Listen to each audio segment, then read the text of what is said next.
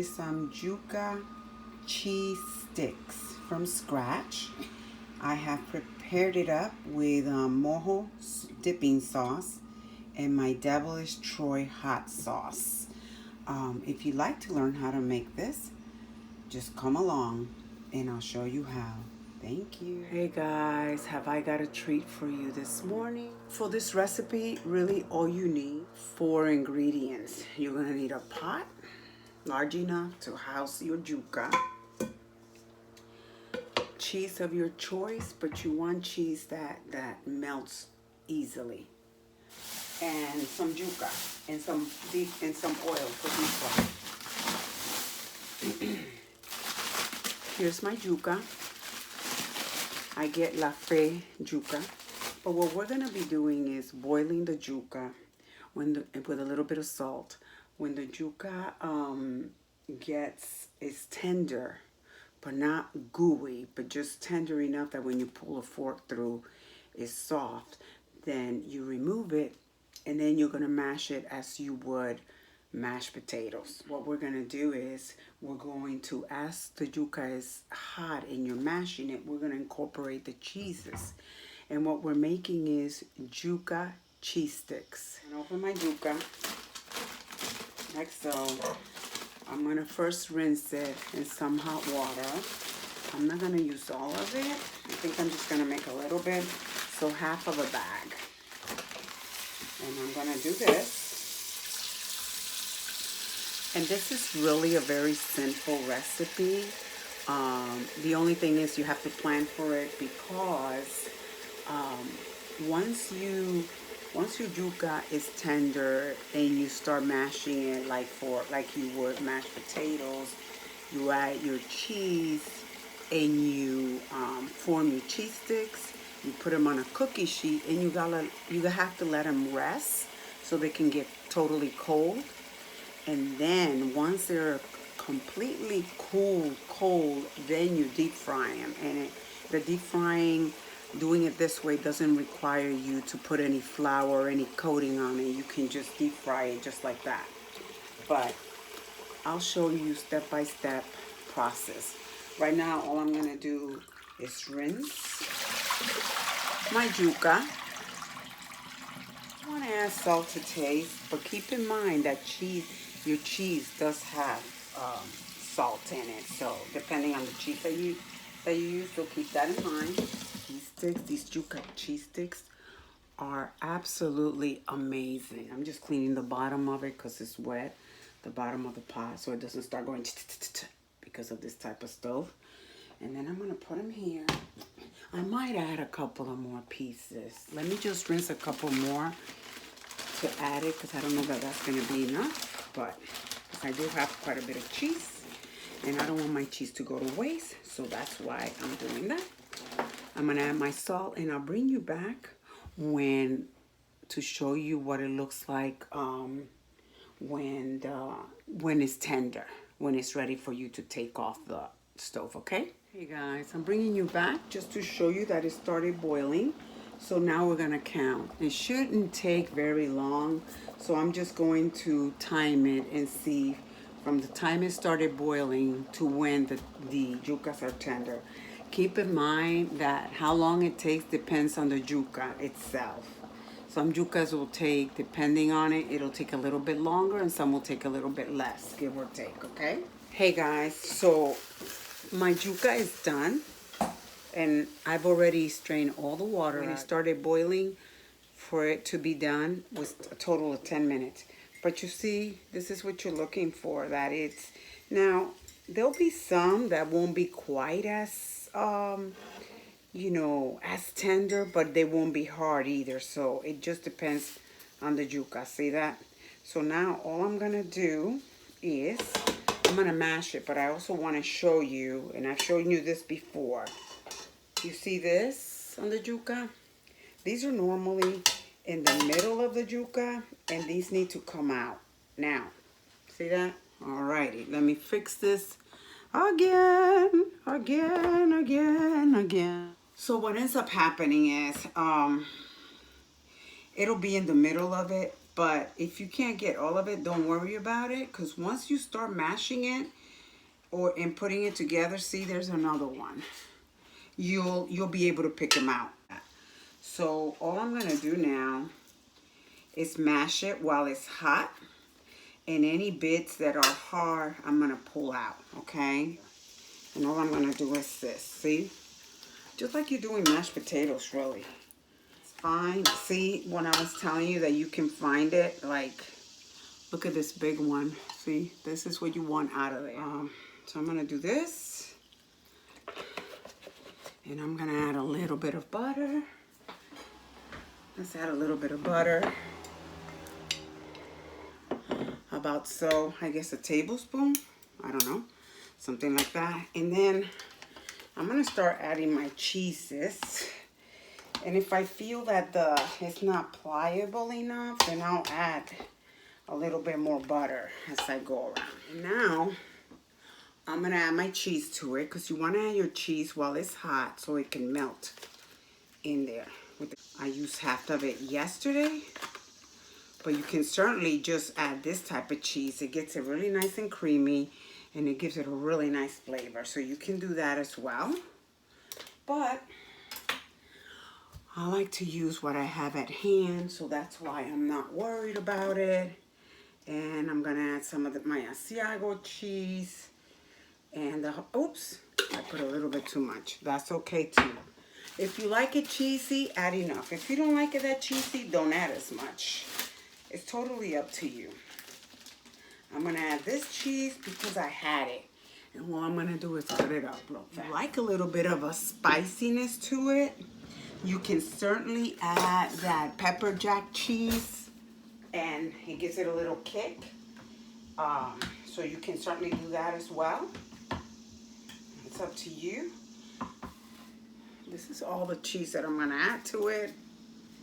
I'm gonna add a little bit more milk because it's getting to be really hard for me to maneuver this thing. The cheese will bind.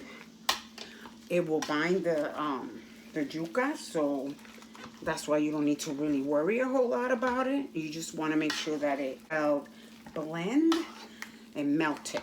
Okay, so, and here is another one of those sticks. See, they look like pieces of wood.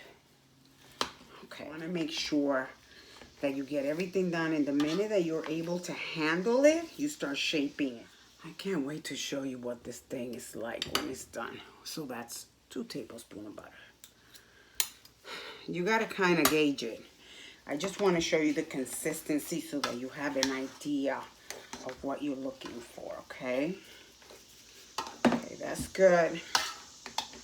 And this is good. Okay. I'm sorry, guys. Let's get a little bit.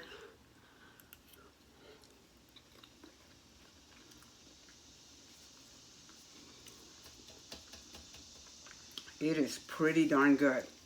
So this is done. Let me assemble my cookie sheet, and then I'll bring you back when I'm ready to assemble it. Hey guys, we are back. So I have my parchment paper ready. I put a little bit of butter on my hands. I want to show you the consistency of my yuca. Oops, see the yuca? See the consistency of it? So that's what you're looking for. It's still soft, but not dry. Easiest ways to form your little, so they come out uniform and they don't come out too big or too small. You put a little bit of butter on your hands. You take some of your yuca, and you form a ball first, whatever size you so desire. And you see, after you have your ball, then it's easy. All you do is this. And you get it to however long you want it. And this is what you end up with. It makes it a lot easier. And if you do all the balls, excuse me, about the same size, then they'll all turn out. Okay? So, just wanted to show you that that's the easiest way to do it. Show you another one. Since I still have a little bit of butter from the previous one I made, I'm just doing this. It's a little bit cooler now, almost cold. So I'm going to do another ball like this. See how I'm doing? With my hand, I'm just going like this. And there's my ball. And now I'm going to go this way. See? And this, I'll get it to however long or however I want it. And this is what I like. This is what I'm looking for. And that's what you should be looking for, okay? You can make it as big or as fat or as thin as you like, depending on the ball size. So, okay guys, so we're back. So this is what we have ended up with. I finished them all, and all I'm doing right now is allowing them to get completely cold. You don't want to rush this process because that's what's going to keep them from falling apart in the pan when you start, frying them. And like I said before, once it gets completely cold, you can also put it in the refrigerator just like this. And you don't have to fry them the same day either. You can put them in there and fry them a couple of days down the road, up to you. Or you can put them in the refrigerator, allow them to get cold, and then transfer them to zipper bags, freezer zipper bags, and then you can put them in the freezer that way. Or you can fry them all whenever you're ready, and then allow them to cool and freeze them for a later day. And then what you can do is you can warm them up in the microwave whenever you're ready to eat them. But either way, I like to fry them all at one time so I don't have to do it again. So I fry them all and then allow them to get cool, and then I put them in Ziploc bags and I freeze them. And then I just, we just warm them up as we want. But these are also make a great appetizer if you do like catering. I used to do that years ago, and these go over very well with a dip of some sort.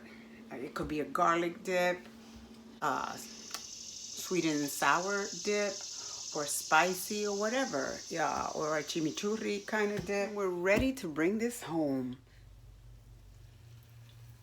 And you can hear a sizzle. See that? That's what we want. And you're gonna see they don't come apart because the cheese binds it and it doesn't allow it to fall apart. So I'm gonna put another one in. I don't want them to stick together, so that's what you're looking for. See that? Doesn't that look nice? That's the color that we're going for. Let me see these. See? These are Yuca cheese sticks, and they are so, listen, you eat one and you can't stop yourself. Okay guys, so you can see I'm pretty much almost done. I just wanted to show you what this looks like, okay? So look at that. Okay guys, so we're all done. Check it out. These are amazing. What I will say is that in the future, I think I'm gonna try the pepper jack cheese because I think it's gonna give it a kick and it's gonna bring it up a notch or two. You want to use a nice potent cheese because like I said, Yuca doesn't have any flavor. So you want it, if you want to give it some flavor, you want to choose a good tasting cheese, okay? That's just a tip, but you can make it your own. Now what I'm going to do is allow these to rest, to cool, and then I'm going to put them in Ziploc and freeze it. And then whenever we're ready, we can just pop them in the microwave, or you can pop it in the oven, in one of those little conventional ovens, they look like toaster oven. You can put it in a little toaster oven and warm them up that way. Okay? Thank you so much for watching, guys. If you like this video, please subscribe to my channel, give it a thumbs up, and please hit the notification bell so that you can be notified when I upload a new video. Thank you for watching, guys. Bye.